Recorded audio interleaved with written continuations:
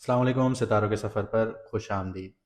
आज की वीडियो में हम बात करेंगे कि पैसा कैसे आना चाहिए ज़िंदगी में, अट्रैक्शन कैसे बढ़नी चाहिए, कंफर्ट कैसे एंजॉय होगा।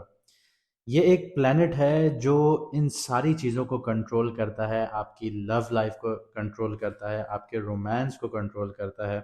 अगर ये वीक है तो आपके पास पैसे का मसला है, आपकी अट्रैक्शन अच्छी नहीं है, आपको कंफर्ट नहीं मिलता, हर चीज़ हासिल करने के लिए जद्दोजहद करनी पड़ती है। और ये अगर अच्छा बैठा हुआ है आपकी जायचे में, आपकी कुंडली में, तो पैसा भी भरपूर है, अट्रैक्शन भी बहुत है, कंफर्ट भी बहुत है, प्यार करने वालों को उनका पार्टनर भी मिल जाता है। और उनके लिए आप ये समझें कि फूलों का रास्ता होता है। लेकिन जिसका ये प्लैनेट मुश्किल में होता है और जिसको इस प्लैनेट की समझ नहीं आती, वो ज़िंदगी में बहुत मुश्किलात झेलता है, संघर्ष करता है अपने गोल्स को अचीव करने के लिए, पैसा कमाने के लिए, प्यार हासिल करने के लिए, अपनी शादीशुदा ज़िंदगी बेहतर करने के लिए, अपने आराम को हासिल करने के लिए उस इंसान को मुश्किलात का सामना रहता है। कुंडली में और भी बहुत कुछ देखा जाता है, तो अगर आप लोग जानना चाहते हैं और अपनी मुश्किलात का हल चाहते हैं, चाहे पैसे से रिलेटेड हो, अट्रैक्शन से रिलेटेड हो, शादी से रिलेटेड हो, जॉब से रिलेटेड हो, बिजनेस से रिलेटेड हो, बिजनेस में ग्रोथ नहीं हो रही हो, तो आप लोगों के सामने स्क्रीन पर नंबर आ रहा होगा, आप व्हाट्सएप पर मैसेज करके मैडम एस्ट्रोलॉजर एन बख्श का अपॉइंटमेंट हासिल कर सकते हैं। तो अब हम बात करते हैं कि वीनस ट्रांजिट कर रहा है कैप्रिकॉन से निकल के एक्वेरियस में जा रहा है, तो इसका इम्पैक्ट आपके ऊपर क्या आने जा रहा है। हम सारी चीज़ों को डिस्कस करेंगे कि आपका करियर, जॉब, बिजनेस, कहाँ आपके लिए अपॉर्चुनिटीज छुपी हुई हैं, कहाँ आपका प्यार छुपा हुआ है, बिजनेस कैसा रहेगा, आप लोगों का स्टॉक क्रिप्टो कैसा चलेगा, रोमांस कैसा रहेगा, मैरिज होगी या नहीं होगी, शादी में रुकावटें आएंगी, ये सारी चीज़ें हम डिस्कस करेंगे। कमिटेड लोगों की भी बात करेंगे, ब्रेकअप्स की भी बात करेंगे, हेल्थ की भी बात करेंगे। तो आइए वीडियो को शुरू करते हैं। अब बात करते हैं सेजिटेरियस मून साइन वालों की, यानी कि धनु राशि, यानी कि बुर्ज कौस वालों की। तो वीनस जो है वो आपके थर्ड हाउस में ट्रांजिट कर चुका है, यानी कि आपकी बहादुरी, आपके initiatives, communication skills, writing, media, छोटे बहन भाई और छोटे मोटे जो ट्रैवल्स होते हैं उस घर में आ चुका है। और सातवीं नज़र से आपके फॉरेन ट्रैवल्स, आपके फादर, आपके गुरु, मेंटोर, रिलीजन, लक, इन सारी चीज़ों को देख रहा है। मतलब वीनस यहाँ पे अट्रैक्शन, चार्म, नेटवर्किंग सब कुछ एक्टिवेट कर रहा है। और साथ ही साथ यहाँ पे मरकरी भी है, तो कम्युनिकेशन, स्ट्रेटजी और लर्निंग, ये चीज़ें, ये चैप्टर आपका एक्टिवेट हो रहा है।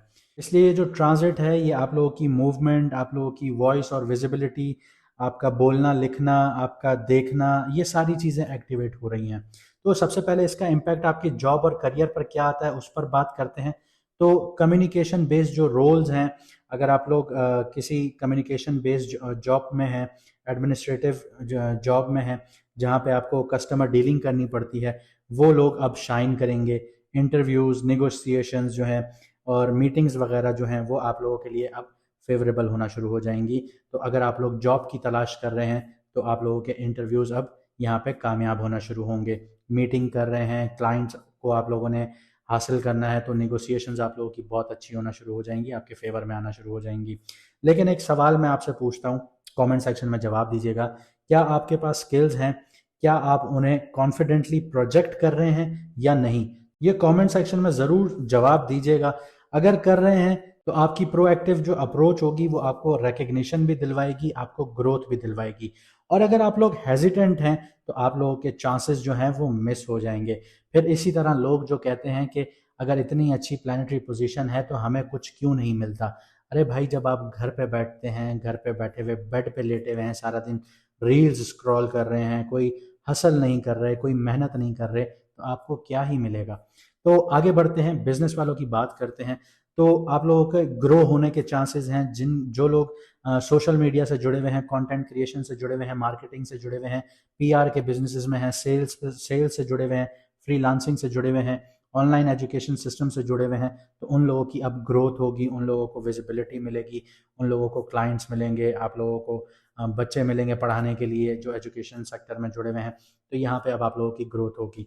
अगर आप लोग नया बिजनेस स्टार्ट करना चाहते हैं तो यस, आप लोगों के लिए अपॉर्चुनिटीज़ हैं, लेकिन उसके लिए आप लोगों को लो इन्वेस्टमेंट रखनी होगी और स्किल बेस्ड काम करना होगा, और शॉर्ट टर्म जो स्केलेबल बिजनेसेस होते हैं उनकी तरफ जाना होगा।